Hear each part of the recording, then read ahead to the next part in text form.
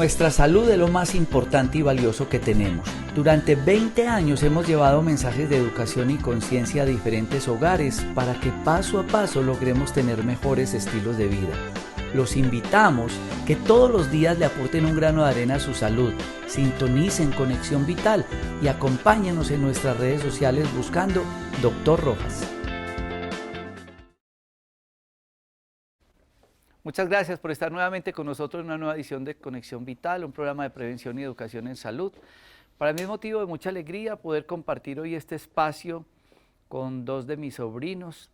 Y como siempre he dicho, a veces nosotros tenemos que agradecer a nuestros padres. Yo soy una persona supremamente agradecido con mi mamá y con mi papá. Muchas personas me preguntan sobre mi vida y cuando narro mi vida, yo digo que el éxito fue el tetero, fueron mis papás. Y como vi la crianza de mi hermana Marta Isabel, que me acompañó tantos años y fue cofundadora del Parque de la Salud, y de Álvaro Zuluaga Corrales, el papá de mis dos sobrinos con los que voy a compartir hoy este programa, pues tenemos que hacer en vida, como dicen, vida hermano, en vida el reconocimiento a esos papás que nos han llevado por este caminar de la vida. Hoy los tengo desde el cielo, pero sigo agradeciendo y quiero hacer un homenaje y un agradecimiento pues a mi hermana Marta Isabel, a mi cuñado Álvaro Zuluaga Corrales por traernos al mundo seres que le están sirviendo tanto a la humanidad, en nuestro caso a través de la medicina.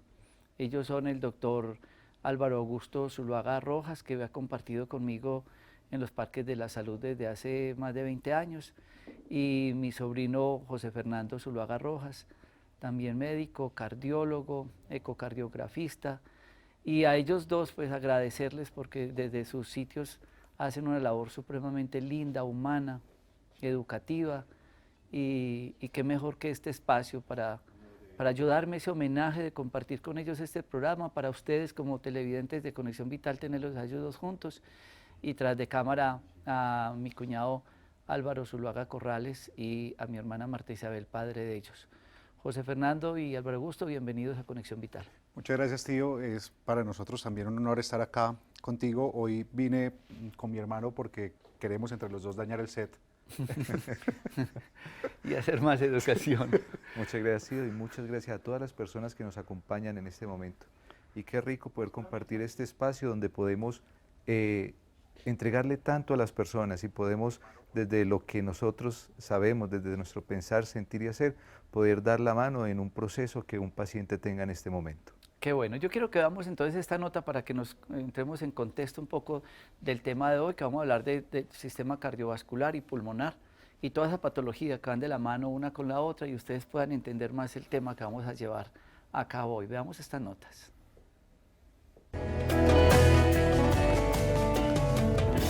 Las enfermedades cardiovasculares afectan el corazón al estrechar las arterias y reducir la cantidad de sangre que el corazón recibe, lo que hace que trabaje más duro.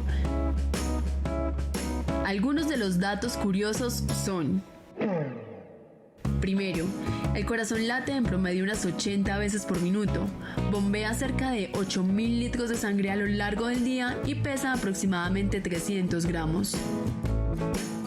Segundo, 7.2 millones de personas mueren de enfermedades cardíacas cada año y entre las causas que desencadenan los problemas del corazón está la hipertensión, las arritmias, la presión arterial alta y accidente cerebrovascular.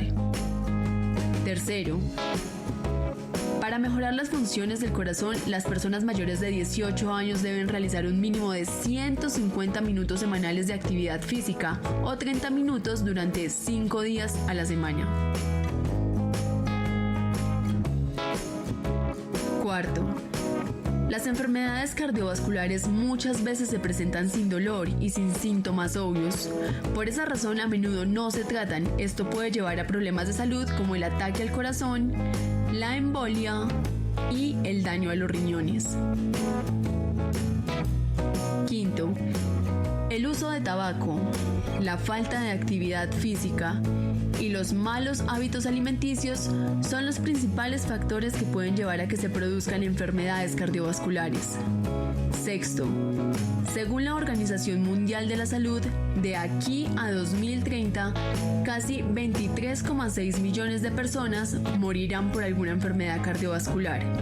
Se prevé que estas enfermedades sigan siendo la principal causa de muerte.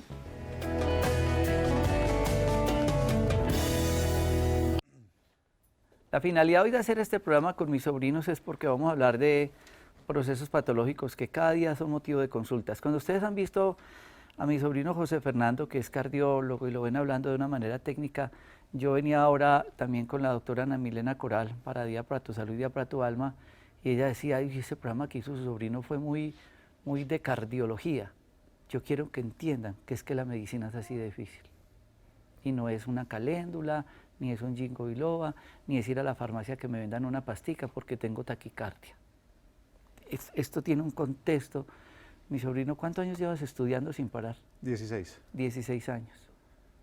Pues la medicina, el posgrado, el otro posgrado y el otro posgrado. 16 años. Y yo a Álvaro Augusto lo veo que se especializa, que va por todos los lados. Y eso es la medicina. Y por eso muchas veces ustedes entenderán un poco lo técnico del programa para que entiendan un poco más el cuerpo humano y el peligro de la automedicación y la importancia de las consultas médicas y de la evaluación integral. Cardiología, mi sobrino, Álvaro Augusto, terapia respiratoria, rehabilitación cardiopulmonar y medicina integrativa y alternativa y demás. ¿Cómo integrar estos dos conceptos en la práctica médica, sobrino? Bueno, pues recordarles que la enfermedad cardiovascular es la enfermedad que más mata gente en el mundo. Realmente es considerada hoy en día realmente una pandemia por lo diseminada que está, y tener en cuenta que no solo el compromiso de la calidad de vida, sino adicionalmente el compromiso en los años de vida saludable que presenta los pacientes que tienen una enfermedad cardiovascular, y no solo por el evento coronario agudo, es decir, con mucha frecuencia la enfermedad cardíaca empieza con un infarto agudo del miocardio, pero posterior a este, cuando los pacientes sobreviven al infarto agudo del miocardio, entonces empiezan a presentar una cantidad de comorbilidades asociadas al primer evento catastrófico que fue el síndrome coronario agudo, el infarto agudo del miocardio.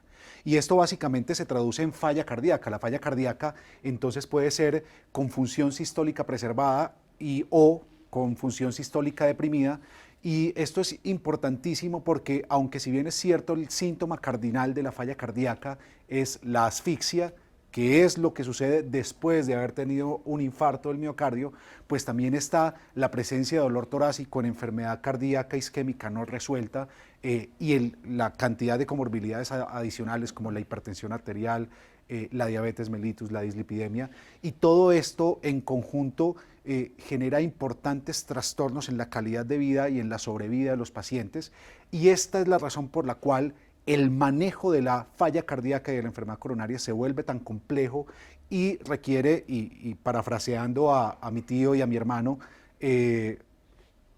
necesario hacer una medicina integrativa desde el punto de vista cardiovascular, para que los pacientes que adicionalmente tengan que tomar medicamentos para controlar estas enfermedades, entonces puedan hacer una integración adecuada a la vida diaria por medio de la rehabilitación cardíaca.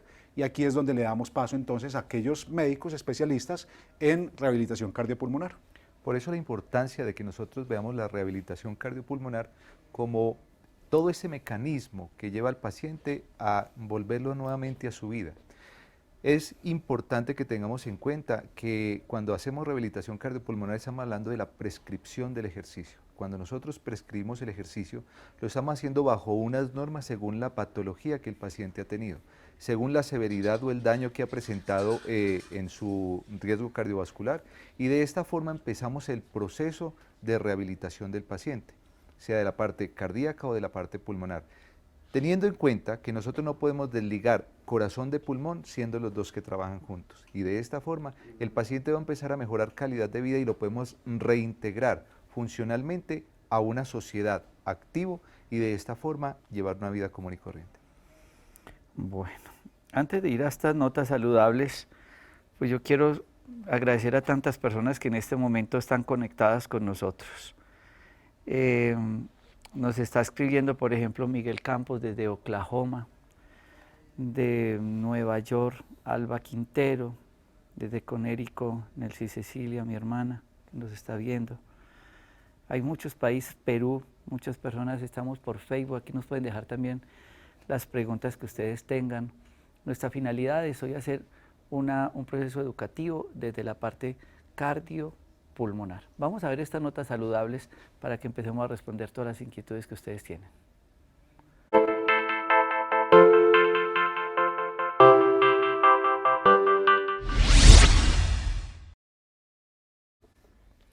Sin lugar a dudas, cuando hablamos de cardiología, todos ustedes están pensando, van a hablar de infarto del miocardio y van a hablar de cómo salir y rehabilitar y bueno, toda esa parte cardiopulmonar. ¿Es el infarto la principal causa de consulta y motivo de muerte en la enfermedad cardiovascular en la especialidad tuya como cardiólogo?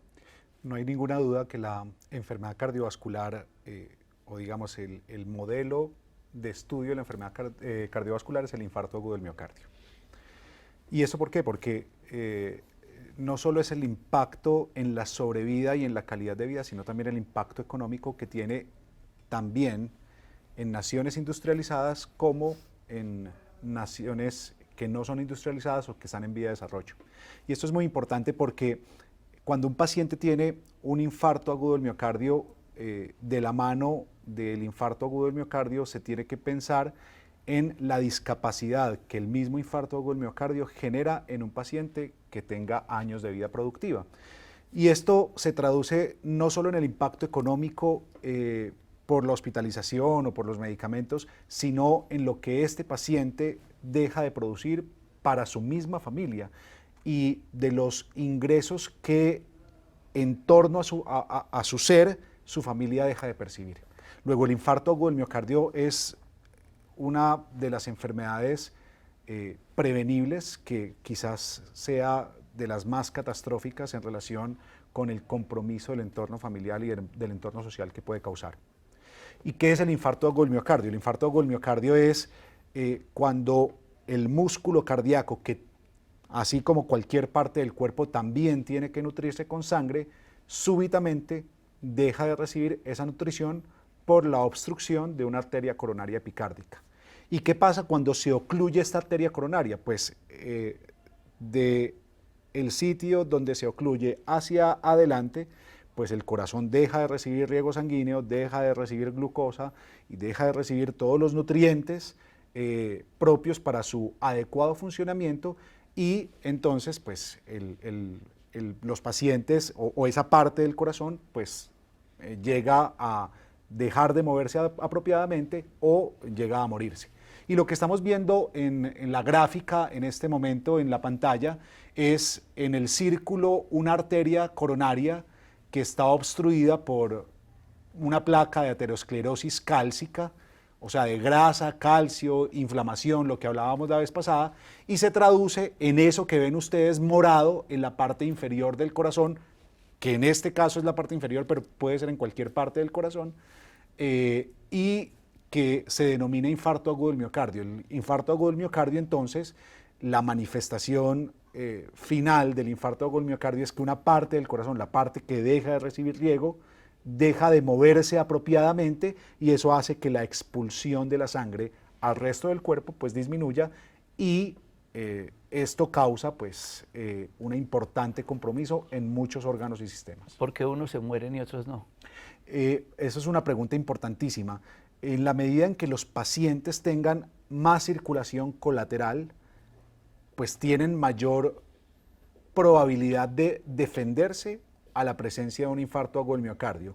Y por supuesto también la extensión del infarto es un factor preponderante para establecer el riesgo de mortalidad. Es decir, si la obstrucción de una arteria coronaria se hace de forma más proximal, pues el territorio que va a sufrir es mucho mayor, por lo tanto, el riesgo de morir secundario a un infarto agudo del miocardio pues es mucho mayor. Pero lo importante de esto es que en relación con el tratamiento farmacológico, es decir, el control de los lípidos, el control de la glucosa, el control, por supuesto, de la trombosis, también está muy de la mano la rehabilitación en un infarto, en el periodo post infarto agudo del miocardio. Nosotros habitualmente un paciente que tiene un infarto agudo del miocardio lo tratamos intrahospitalariamente, le abrimos la arteria por medio de un cateterismo cardíaco, le ponemos medicamentos para que no se vuelvan a obstruir los vasos, le ponemos medicamentos para que no se vuelvan a tapar las arterias de grasa, controlamos la diabetes, controlamos todos los fenómenos metabólicos, pero muy de la mano con ese proceso intrahospitalario es plantear un plan de manejo ambulatorio que concomitantemente con el manejo farmacológico está la rehabilitación cardiopulmonar. Bueno, Álvaro Augusto, ¿en qué consiste esa parte de la rehabilitación?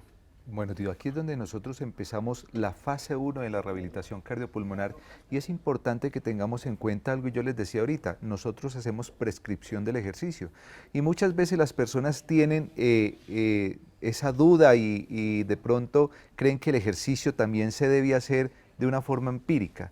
Y resulta que un paciente, digamos, de esto, o cualquier paciente que más adelante vamos a hablar acerca de eso, puede llevar a deteriorar su calidad de vida y producir otras enfermedades.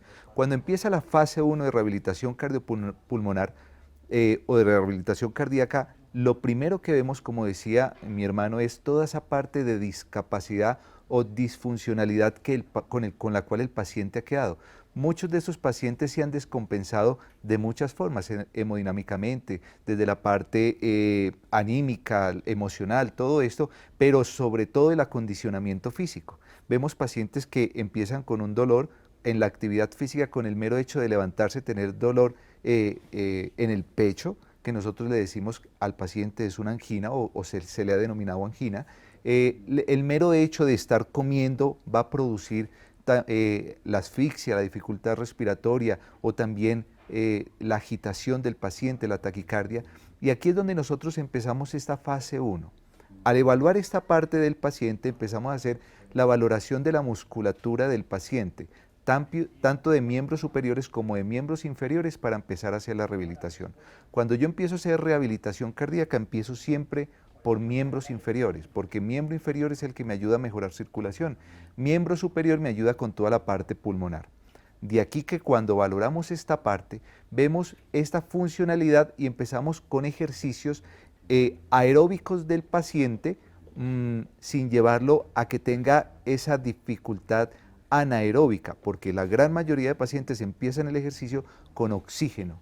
Y el oxígeno es aquel que nos va a ayudar a prevenir en ese momento, en la actividad física también, que el paciente haga estenosis y haga procesos o eventos dolorosos durante la rehabilitación, llevándolos a síncope o a eventos también donde nos pueda presentar otra disfunción cardíaca. Viviana Gutiérrez Marín, muchas gracias por la sintonía desde Chile y por el saludo que nos envían de tantos países. Ana Lucía Arcos Guerrero, qué bendición nos da Dios al tener este programa en televisión, el cual nos ayuda a cuidar nuestra salud y entender de manera sencilla el funcionamiento de cada órgano de nuestro cuerpo. Qué afortunados somos al contar con el equipo de médicos, doctor Rojas. Gracias, gracias, gracias, bendiciones. ¿Qué más? Gracias por ese mensaje. Quería mostrarles en este modelo anatómico, para explicar un poco mejor lo de el síndrome coronario agudo, si podemos enfocar por favor acá el corazón. Les prometo que hoy no voy a tirar nada al piso. Entonces estas son las arterias coronarias epicárdicas, lo rojo son las arterias, lo azul son las venas. ¿Podemos acercar más la cámara, por favor? Gracias. Entonces lo rojo son las arterias, lo azul son las venas. Y cuando la obstrucción sucede proximalmente a la aorta, es decir, si la obstrucción sucediera acá, el territorio de músculo cardíaco comprometido pues es mucho mayor, luego el riesgo de complicaciones igualmente es mayor. Diferente a que si la obstrucción sucediera, por ejemplo, en este punto. En este punto, pues el territorio en riesgo es un territorio mucho menor que si sucediera de forma más proximal. De manera que en este punto, pues lo que debemos hacer es siempre intentar permeabilizar la arteria que está obstruida, y esto debido a que mientras la arteria que está obstruida se pueda permeabilizar adecuadamente, pues el riego sanguíneo va a volver al sitio que está sufriendo y probablemente la función del corazón, o más bien existe una probabilidad de que la función del corazón en el postinfarto del miocardio pueda recuperarse. Y entonces aquí vienen dos conceptos. Es como cuando uno está haciendo alguna actividad y sufre un golpe en la cabeza y queda como atontado. De hecho, así se denomina en la literatura médica cuando un corazón tiene un infarto. La primera parte que produce esas alteraciones de la contractilidad se llama corazón aturdido, y ese aturdimiento sucede justamente porque el corazón tiene que empezar a defenderse y a consumir menos energía y a mejorar el metabolismo para que esa zona que está sin riego no se muera. Muchas veces ese mecanismo de protección, de aturdimiento del músculo cardíaco no es suficiente y esa zona termina muriéndose, esa zona del corazón termina muriéndose, y es lo que finalmente se traduce en una de las complicaciones más importantes y más frecuentes del infarto agudo del miocardio, que es la disfunción sistólica, es decir, la eyección de menor cantidad de sangre a la circulación sistémica. Lo cual significa que se puede morir un pedacito de corazón, más no morirse la persona. Sí, de acuerdo. Que es lo que ustedes pueden, porque es una de las preguntas que da acá, y después aparece en un electro que fue que tuvo un infarto. La persona pudo haber tenido el síntoma de ese aturdimiento que explica muy bien mi sobrino, pero el cuerpo fue capaz de defenderse y resistió a ese infarto. Vamos a ir a estas notas saludables para continuar con todas sus preguntas.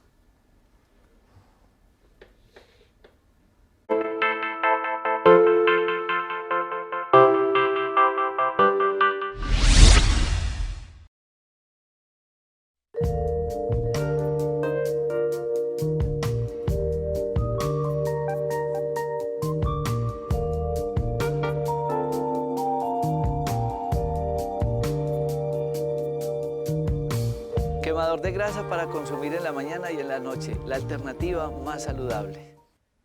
Recordemos que también está habilitada la línea 018.127.222, donde ustedes también pueden entrar en contacto sin costo para responder sus inquietudes, o acá en este momento en Facebook, que tenemos todas las preguntas, las pueden hacer. Luisa desde Bogotá, adelante.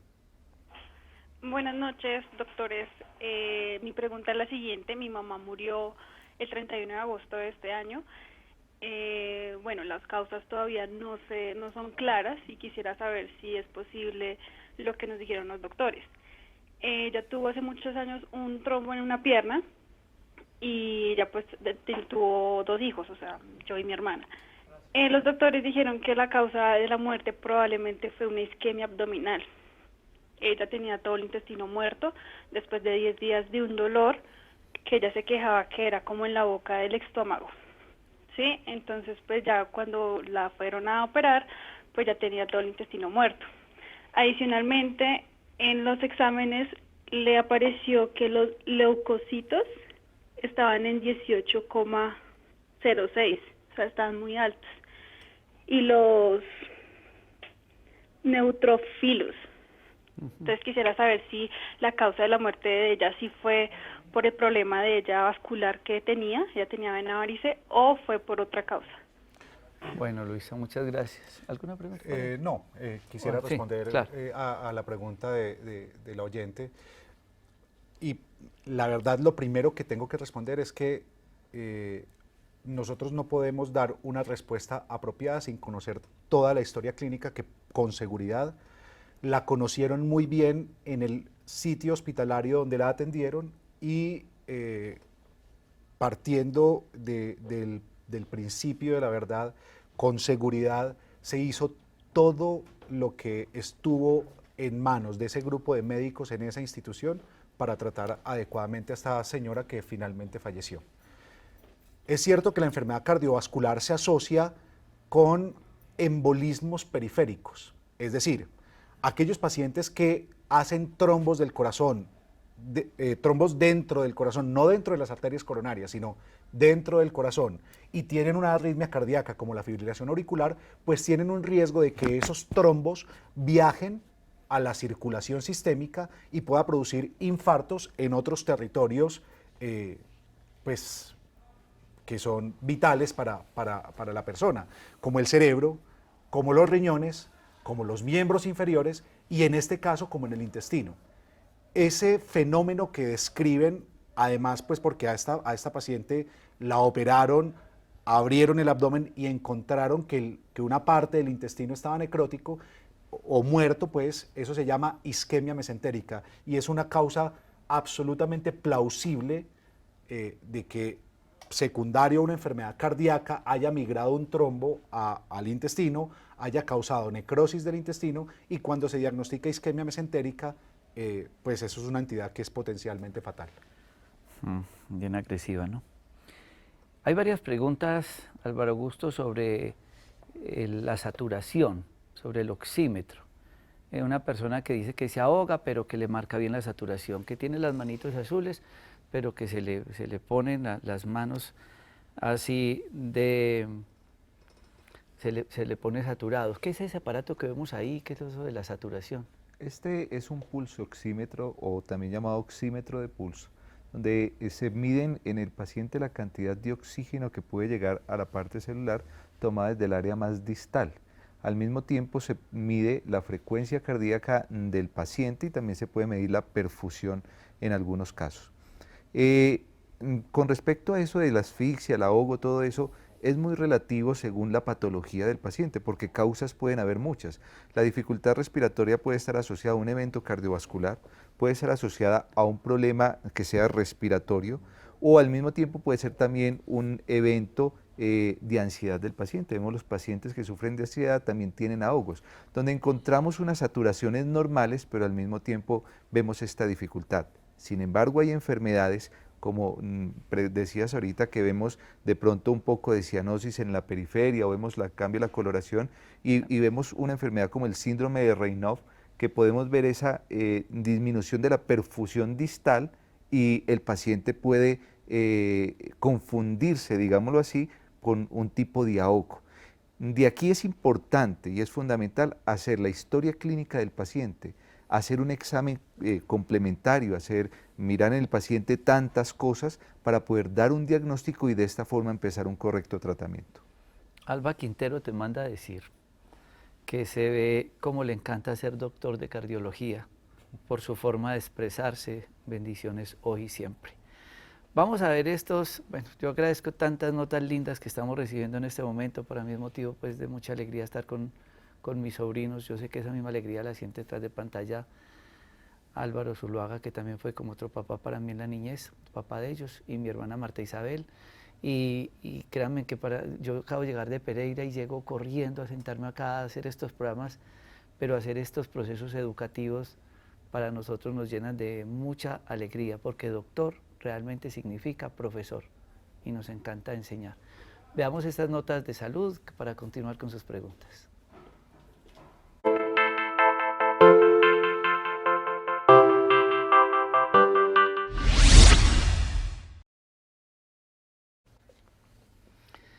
También nos escribe Luzma Mosquera y dice: doctores Rojas, muchas gracias por toda esta enseñanza, por cuidar nuestro cuerpo con sus programas educativos. Y ella nos pregunta sobre cuándo colocar un marcapaso. El otro nos pregunta: no, es que tengo el corazón grande. Me perdona que ya no te alcanzo a buscar nombres. Merilú también desde México y Medesa Bazán desde México. Bueno, tantos países que se conectan en este momento. ¿Qué es eso de falla cardíaca? ¿Se cansó el corazón? ¿Qué fue lo que pasó? ¿Por qué unos terminan con marcapasos? ¿Por qué otros se hinchan? Ahorita nos preguntaba Oscar que se hinchan los pies, otros es que el abdomen se les crece. ¿Cómo saber uno que el corazón le está fallando y que está afectando también en el campo de Álvaro Augusto el pulmón? Bueno, la falla cardíaca es la consecuencia natural de la enfermedad cardiovascular no tratada oportunamente y pues como lo habíamos dicho desde el principio, en este caso el modelo es el infarto agudo del miocardio. Hagamos de cuenta que un paciente tiene un infarto agudo del miocardio que no se trató oportunamente y que la arteria no se pudo destapar para que el corazón no se nutriera y no volviera a tener la contractilidad normal. Cuando esto sucede, pueden suceder dos escenarios: o el paciente fallece o el paciente queda con un fenómeno que se llama síndrome de falla cardíaca. ¿Y esto qué significa? Lo que significa es que el corazón deja de latir con la misma fuerza con la que latía antes de tener el evento coronario agudo. Y eso se cronifica, y esa fuerza del corazón cada vez se va perdiendo hasta el punto en que el corazón no es capaz de bombear toda la sangre que necesitan el resto de órganos para su funcionamiento, y empiezan a aparecer síntomas como la asfixia, porque esa sangre que queda retenida dentro del corazón se va acumulando y va congestionando los pulmones, y de la misma manera desde el lado derecho se va congestionando y va produciendo lo que nosotros denominamos edemas periféricos, hinchazón, la distensión abdominal o ascitis, la falla hepática secundaria a ya sea la hipoperfusión, o sea, la disminución del riego sanguíneo anterógrado desde el corazón, o la congestión misma del hígado por compromiso retrógrado. Y esto es muy importante porque de la mano de los medicamentos anticongestivos para la falla cardíaca, que son los beta bloqueantes, los inhibidores de la enzima convertidora de angiotensina o los inhibidores del receptor de angiotensina, las combinaciones de estos, el uso de diuréticos para disminuir la acumulación de líquidos, e incluso cuando los pacientes están hospitalizados, el uso de inotrópicos, es decir, el uso de medicamentos que incrementan la fuerza de contractilidad. Muy de la mano de eso está la terapia de rehabilitación cardiopulmonar en el paciente que tiene un síndrome de falla cardíaca crónico. Finalmente, decirles que también hay causas no isquémicas de falla cardíaca y que, como lo son la patología inflamatoria, las miocarditis, las patologías inflamatorias no infecciosas, y esto es importantísimo porque, aunque si bien es cierto, lo más prevalente es el infarto agudo de miocardio, hay otras patologías que pueden causar falla cardíaca. Ahí tienes un corazón en la mano, Álvaro Augusto. Sí, como lo vemos de pronto aquí, como decía mi hermano, y podemos tomar la imagen, bueno, ahí tenemos la del corazón, vemos esa parte de ese remanso de sangre y entendiendo esa parte estructural del funcionamiento cardíaco, y él hablaba de toda esa llegada de sangre desde la porta a la cava hacia el corazón, y ese remanso que puede haber desde esta partecita tan pequeña hacia la primera parte del corazón, que es la aurícula derecha, que va a pasar después al ventrículo derecho, y este nos lo va a llevar hacia la arteria pulmonar, puede aumentar todo ese riesgo en el paciente y la disminución de esa, aumentando más el problema y llevándolo también a un problema respiratorio, llevando al paciente a tener esa dificultad respiratoria. Por eso en el paciente, cuando empezamos una rehabilitación cardiopulmonar, aquí ya en este caso ya entramos después de hacer en el paciente el acondicionamiento físico, donde hemos evaluado esta parte funcional y ya lo hemos empezado o ya llevamos esta parte de acondicionamiento, entramos también en una fase 2 y en esa fase 2 del paciente empezamos todo lo que es la parte de rehabilitación desde, nosotros lo llamamos también desde la parte de la musculación, porque al mismo tiempo esto nos va a ayudar en el proceso para mejorar el retorno venoso hacia el corazón y también al mismo tiempo de la eyección del corazón hacia todo el cuerpo. Por eso tenemos que tener en cuenta que en la actividad física en el paciente tenemos que evaluar toda esa funcionalidad y como les decía al principio, vemos esta primera rehabilitación que es de miembros inferiores y en los miembros inferiores nosotros, digámoslo entre comillas, encontramos los segundos corazones. Los segundos corazones son los géminos o los gemelos. Son músculos que encontramos en las piernas que nos ayudan al bombeo de la sangre para que tenga un correcto retorno venoso. Recordemos que todo por gravedad tiende a caer y cuando tenemos esta dificultad del bombeo, digámoslo así, del corazón para que haga este retorno, estos gemelos o estos géminos nos ayudan en la contractilidad cuando hacemos la actividad física para mejorar el retorno venoso. Por eso al fortalecer esta parte muscular de los miembros inferiores mejoran el paciente y ustedes ven que muchas veces en la prescripción médica también va acompañado de la media de presión, porque la media de gradiente de presión nos va a ayudar a mejorar el retorno venoso del paciente, utilizado por muchos cardiólogos y por otros no, porque lo han enfocado más desde la parte de la rehabilitación. Cuando yo empiezo a rehabilitar a mi paciente de esta forma, Con media de compresión. Si algunos cardiólogos hacen la prescripción de la media de compresión bajo ciertos milímetros de mercurio, según la gravedad del paciente, según también los problemas que tengan vasculares periféricos, porque también hay que mirar desde esa parte todo el examen físico de nuestro paciente para poder dar el tratamiento. Al paciente empezamos a rehabilitarlo y empezamos un proceso de musculación. Y empezamos ejercicios donde ya vienen resistencia. Y la resistencia me va a ayudar también al mismo tiempo a desarrollar la masa muscular para mejorar este retorno venoso y ayudarle al corazón en este proceso.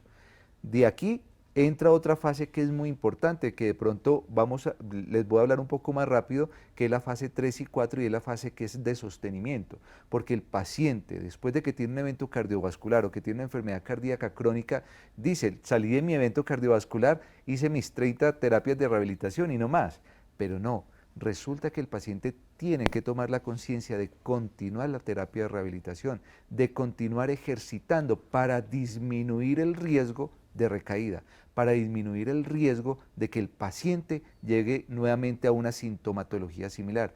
Y de esta forma el paciente va a empezar a mejorar calidad de vida. Por eso es tan importante la prescripción del ejercicio, y aquí quiero hacer un paréntesis y hablar de los pacientes que tienden a hacer el ejercicio de cada 8 días, que muchas veces este tipo de ejercicio es mucho más riesgoso del paciente que empieza gradualmente.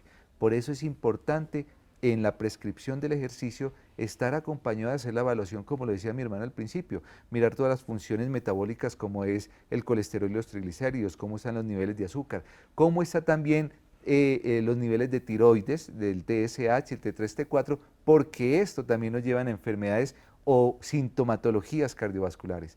Si yo tengo muy en cuenta esto, hago una correcta rehabilitación y empiezo a mejorar. Lo mismo pasa en los pacientes de alto rendimiento o los deportistas de alto rendimiento que han llegado a eventos cardiovasculares, y es debido a lo mismo, porque llega un momento donde el corazón se fatiga y llega a este proceso por cambios metabólicos. Por eso el ejercicio debe ser programado. Qué bien. El metabolismo es una condición fundamental para el adecuado funcionamiento del corazón. Recientemente hay muchos estudios, no solo para la diabetes o para la tiroides, o bueno, todos los procesos metabólicos que suceden en el cuerpo. Recientemente se han publicado artículos también de metabolismo del hueso como factor de riesgo cardiovascular. Metabolismo del hueso, hablando de la función tan fundamental que tiene la paratohormona en el control y la regulación del calcio, de manera que cuando hay niveles altos de paratohormona y hay mayor osteolisis. ¿Qué es paratohormona? La hormona que se produce en la paratiroides, detrás de la tiroides. Calcio, ¿no? Está asociada con el metabolismo del calcio. Este calcio circulante pues también es un factor deletérea y que produce incremento en la rigidez de los vasos sanguíneos y puede producir enfermedad arterial periférica, ya sea de miembros inferiores o carotídea, o enfermedad arterial coronaria. Bueno, y los manda a saludar el doctor Gilberto Campo, médico cirujano y oncólogo, que es un gran televidente de este programa y que siempre ha estado acompañándonos desde hace tantos años. Doctor Gilberto, gracias por estar con nosotros en sintonía. Veamos estas notas saludables y continuamos con preguntas importantes. Estén muy atentos porque vamos a hablar de una pregunta que nos está haciendo Diana Rangel y tiene que ver con la hipertensión pulmonar. Todo el mundo está acostumbrado a hipertensión arterial, para que hablemos de este tema también. Ya volvemos.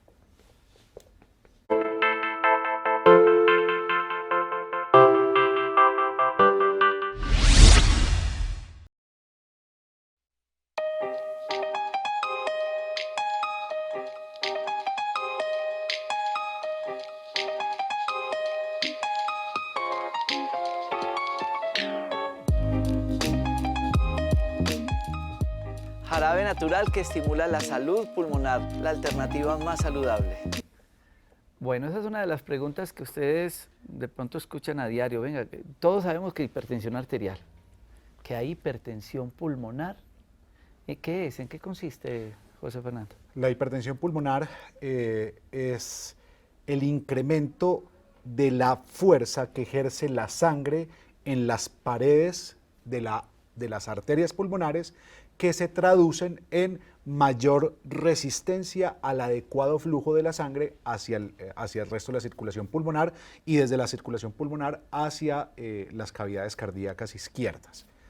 Grosso modo, eso es lo que significa hipertensión pulmonar, y las causas de hipertensión pulmonar son múltiples. Hoy en día, la clasificación o para poder definir hipertensión pulmonar se debe hacer basados en dos técnicas. La ecocardiografía da una aproximación al riesgo que tienen los pacientes de desarrollar hipertensión pulmonar, y esto es básicamente con la medición de una medida hemodinámica, que es el gradiente tricuspídeo, pero el diagnóstico definitivo de hipertensión pulmonar se hace por medio de una arteriografía pulmonar, y cuando la presión pulmonar media está por encima de 20 milímetros de mercurio se define como hipertensión pulmonar.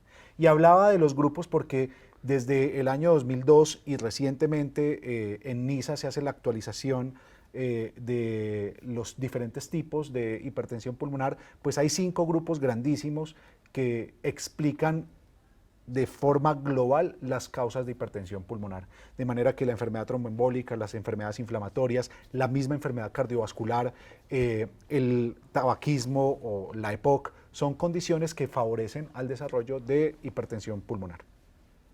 Cuando vemos el paciente con hipertensión pulmonar, también es el paciente que debe entrar en un proceso de rehabilitación.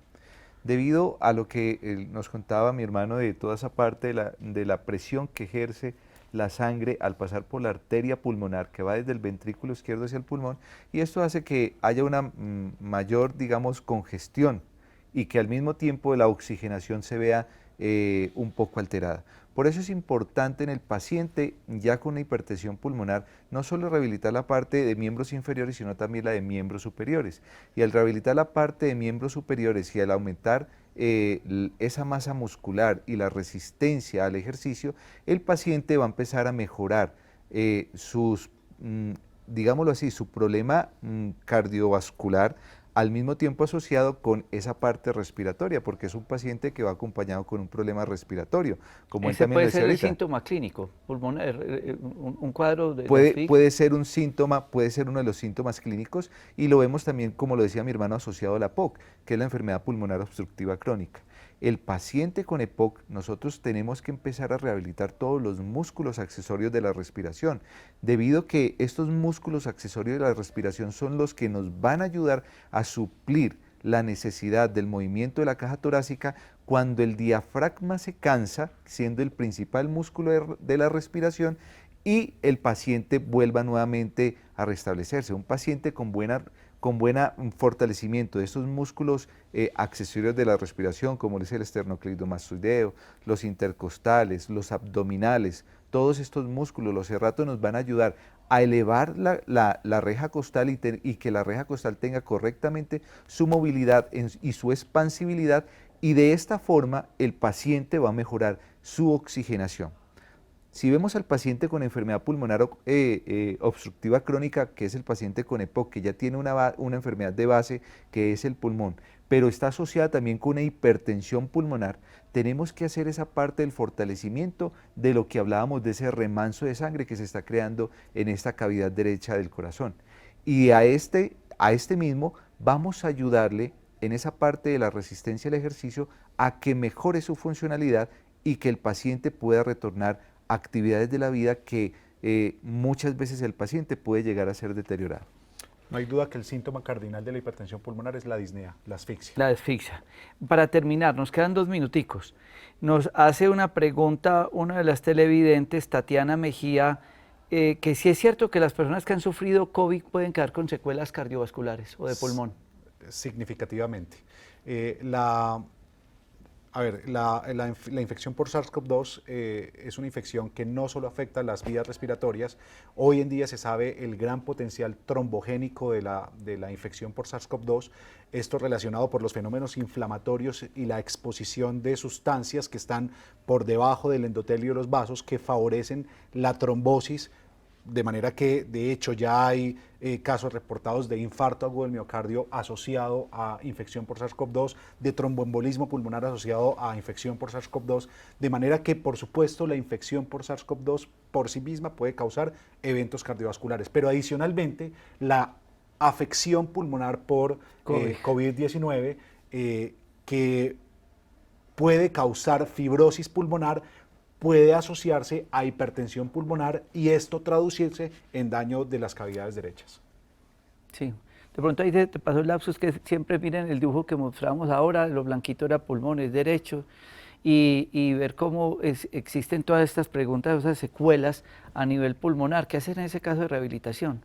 En la parte de rehabilitación del paciente que ha tenido COVID y en la fibrosis pulmonar, ahorita es algo que está muy estudiado en la parte de la fibrosis como tal, la fibrosis quística pulmonar. En este momento el paciente que ha tenido el diagnóstico de COVID y que ha llevado a ese proceso fibrótico pulmonar, es importante la rehabilitación porque nos va a ayudar nuevamente a mejorar la expansibilidad del pulmón y en esta forma mejorar la oxigenación. Qué bien. Yo quiero agradecerle a mis sobrinos, a sus papás, mi hermana Marta Isabel y a mi cuñado Álvaro Zuluaga, poder estar con ellos compartiendo este espacio. A todos ustedes y a las personas que se conectaron de diferentes países, muchas gracias. Este programa se repite a las 6 de la mañana. El día de mañana siempre es remisión 6 de la mañana, queda grabado en Facebook, a 8 días queda en nuestro canal de YouTube, donde ustedes pueden suscribir buscando Dr. Rojas. Muchísimas gracias, mis sobrinos José Fernando y Álvaro Augusto, por compartir este espacio. Muchas gracias por la invitación, el set intacto. A ti, tío, muchas gracias y a todas las personas que nos acompañaron en este momento. Muchas bendiciones, gracias por estar con nosotros. Nuestra salud es lo más importante y valioso que tenemos. Durante 20 años hemos llevado mensajes de educación y conciencia a diferentes hogares para que paso a paso logremos tener mejores estilos de vida. Los invitamos que todos los días le aporten un grano de arena a su salud, sintonicen Conexión Vital y acompáñenos en nuestras redes sociales buscando Dr. Rojas. Camina adelante.